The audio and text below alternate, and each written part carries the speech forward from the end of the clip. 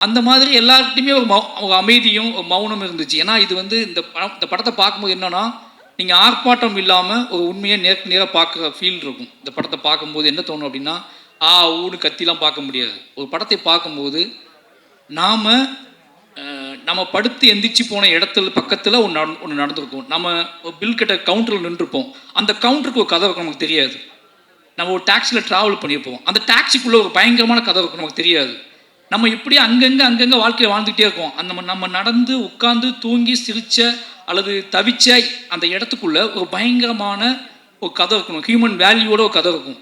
அந்த கதையை சொல்லக்கூடிய ஒரு படமாக தான் டிஎன்ஏ வந்திருக்கு. நாம் நம்பி போகக்கூடிய ஹாஸ்பிட்டல், நாம் நம்பி பேசக்கூடிய டாக்டர்ஸ், நாம் நம்பி விரும்பக்கூடிய நம்மளோட துணைகள், நம்மளோட உறவினர்கள், நம்மளோட காவல் அதிகாரிகள், இவங்க எல்லாத்துக்குள்ளேயும் கூடக்கூடிய கதையை அதை சென்டர் பாயிண்ட் பண்ணி அதுக்குள்ளே ஒரு வேல்யூஸை கிரியேட் பண்ணி இது நடந்தால் என்ன ஆகணும்னு இருக்குல்ல, இப்படியாப்பட்ட மனிதர்கள் வாழ்ந்துட்டு இருக்காங்க, இப்படியாப்பட்ட மனிதர்கள் இருக்காங்க, நம்ம எவ்வளோ ஹியூமனுக்கு வேல்யூ கொடுக்குறோமோ அதே மாதிரி ஹியூமன் வேல்யூவே இல்லாத ஹியூமன்ஸ்